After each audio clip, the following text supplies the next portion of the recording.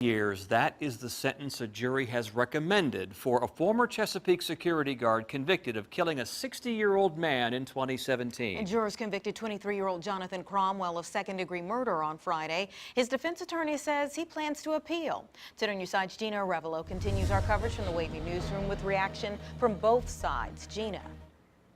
Yeah, Tom and Anita, both sides say there are no winners in this case. Prosecutors argued the victim was playing Pokemon Go when Cromwell shot him in the Riverwalk community back in 2017.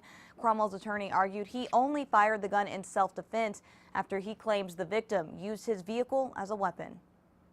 Holding a picture of her father, Zhang Xingqin's daughter cried outside the courthouse Monday afternoon. Doesn't matter how long he serves, it's not going to change the fact that my uncle's dead. Following 2 hours of deliberations, jurors recommended 30 years for Jonathan Cromwell. We can now tell Mr. Chen justice has been served. He can now rest peacefully. Cromwell's mother read a statement. Obviously, we are disappointed. I'm sure if Jonathan had been given 10 hours to analyze his situation, he may have come to a different conclusion than he did in the seconds he had. Our agenda going forward remains the same, to support Jonathan in any way we can.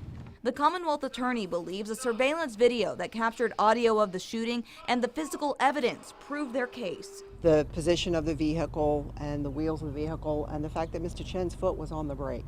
Defense attorney Andrew Sachs says he and Cromwell respect the jury's decision, but feel pretrial publicity made it hard to get a fair trial. He's not angry, he's not bitter.